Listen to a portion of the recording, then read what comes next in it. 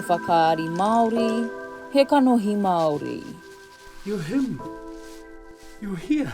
Why you give it to me? The fact that it's solo.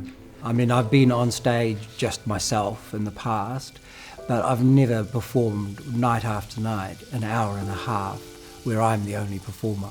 So it's a really unique experience.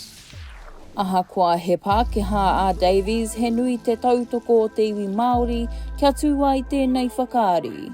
Ko ia ana ke te kai whakaari o ngā kiritaki e iwa o te whakaari nei. Yeah, I feel that they're with me. They support me.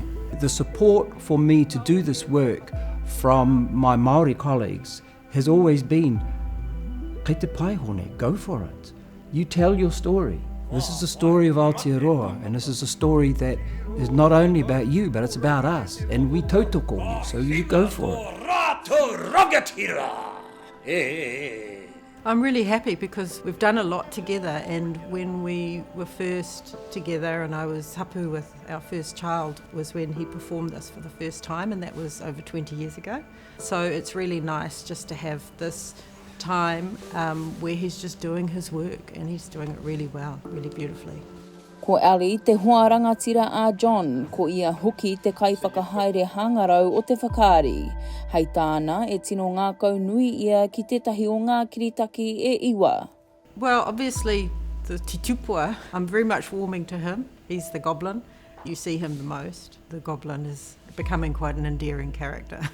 Ko te tūmana ko John, ka kawea whānui te ana e rātau i te whakaari nei ki te ao.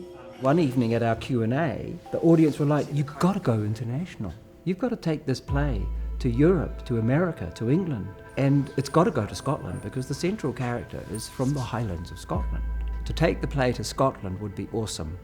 Ka haere te whakaari nei ki muri hiku, I mua I te whakaari whakamutunga ka tū ki ngā motu hei te mutunga o tēnei mārama.